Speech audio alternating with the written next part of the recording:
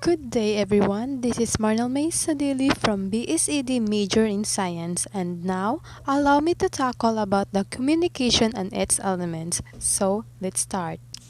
What was the first came up to our mind when we heard about communication? So, here's the definition and how it's really important in our daily lives. Communication is the process of passing information by sending message to a receiver. The same from one person to another through verbal and non-verbal means. Communication has its own elements that affect communication. The following are the elements of communication: the sender, message, medium, barrier, receiver, and the feedback. This process is really important because we apply this in our day-to-day basis.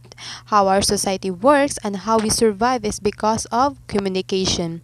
These elements are very important because if one of them will be missing, there will be a misunderstanding.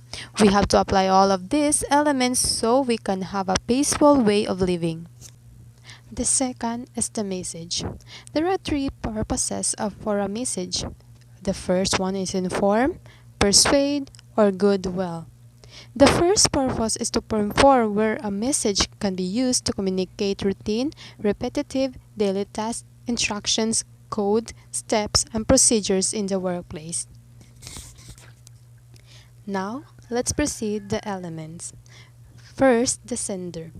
The sender is the originator of the idea or message that is conveyed.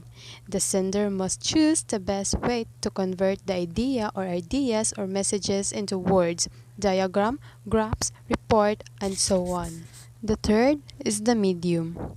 In the communication process, a medium is a channel or a system of communication, the means by which information or message is transmitted between a speaker or writer and an audience or the receiver.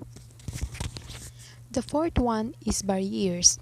Communication barriers are the various obstacles and hurdles which arise in between of an effective communication, leading to a misunderstanding and misinterpretation by the receiver.